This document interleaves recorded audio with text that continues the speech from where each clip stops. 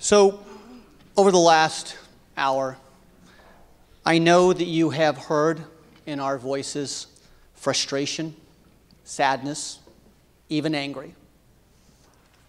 I'd like to remind you, Mr. Speaker, that one of the things that you can only learn from serving in the minority is that it is possible to speak with love and fury at the same time.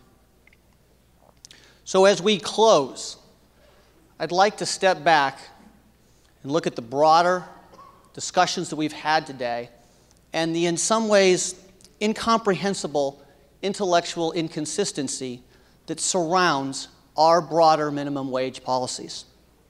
What have we learned today, Mr. Speaker? What have we learned today from listening to people talk, from trying to pass some amendments, having many of them fail, listening to both sides? What have we learned today? Well, I've learned that we can have exemptions for unions, but not for teenagers.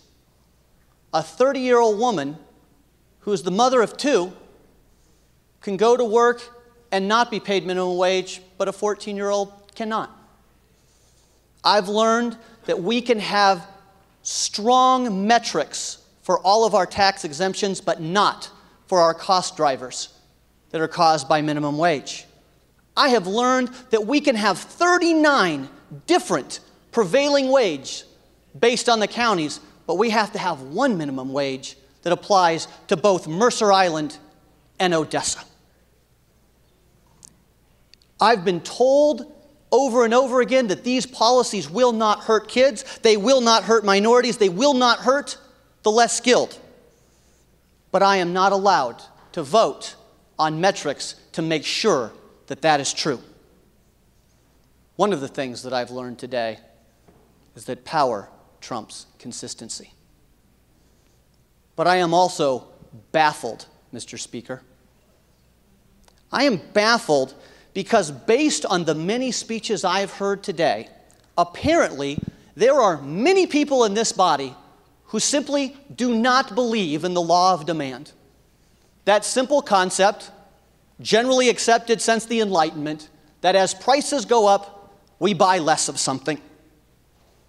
And so I have to ask, Mr. Speaker, I have to ask you, I have to ask members of your caucus, are you guys in possession of a list of all the other goods and services besides labor that is not subject to the law of demand?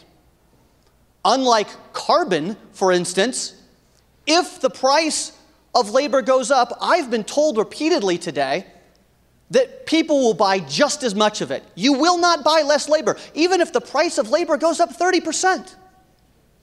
If you are in a possession of a list of goods and services that are not subject to the law of demand, that are not subject to a downward sloping demand curve, then share it with us. Help us be better public policy partners. Share it with us.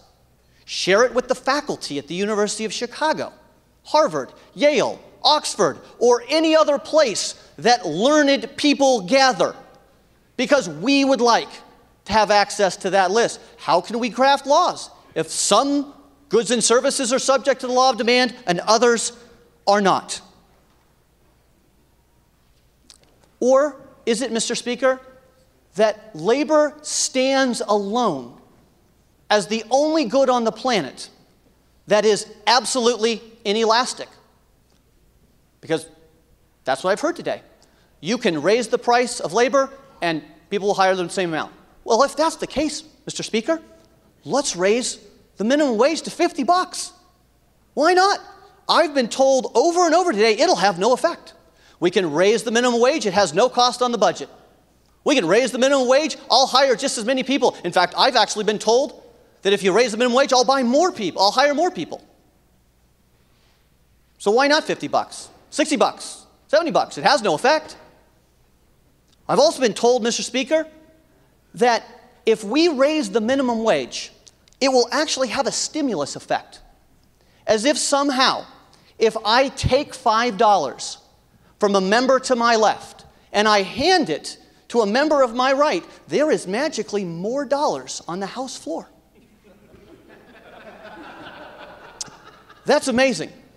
If you believe that, Please go home to someplace that has a pool, dump a bucket of water, dump a bucket in one side of the pool, and then empty that bucket in the other side of the pool, and tell me how long you had to do that before you realized there was not more water in the pool, just water that had moved around. None of these arguments make intellectual sense, Mr. Speaker. None of them.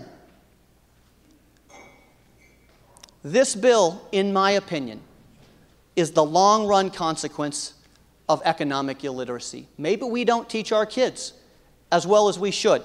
Maybe we should require economics classes. But over time, Mr. Speaker, in an environment of economic illiteracy, we have replaced what works with what sounds good. We have replaced what feels right with what is right. At the end of the day, as we close this debate, I'm going to leave with a request, a simple request.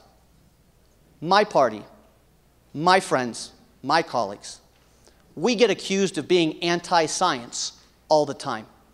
My request is this: if you vote for this bill, please don't ever call anyone else anti-science. You lose that right. Because in my opinion, Mr. Speaker, unless there is a bill coming forward sponsored by the Flat Earth Society, this will be the most anti-science bill we... Please confirm, please focus on the bill itself. Thank you, Mr. Speaker. I'm done. We're done.